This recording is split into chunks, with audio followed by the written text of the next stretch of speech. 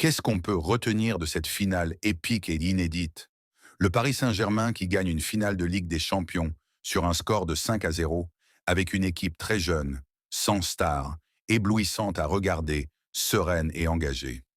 Tous ces éloges n'étaient pas le propre du PSG auparavant, jusqu'en mois de janvier. Jamais on n'aurait imaginé une équipe qui peine à se qualifier en barrage, arriver dans le dernier carré, et voilà qu'il la remporte. Je pense qu'il n'y a pas plus sublime façon d'épurer 15 années de souffrance extrême.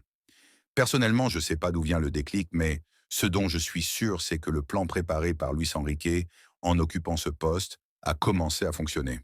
Contre vents et marées, du lynchage de tout genre, et parfois à juste titre, il a quand même réussi à faire progresser des jeunes talents et même des vétérans aux oubliettes. Ils le lui ont rendu tout bonnement.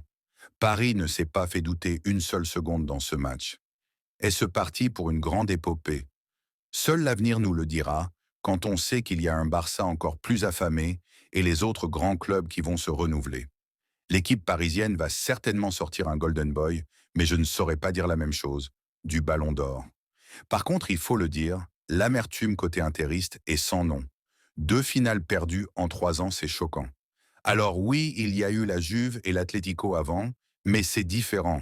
Encore qu'ils ne devraient même pas être là, Barcelone aurait dû jouer cette finale honnêtement. Je pense qu'après ce match, ils auraient bien aimé s'arrêter en demi que de prendre 5-0 en finale. Mais que puis-je dire? C'est le karma.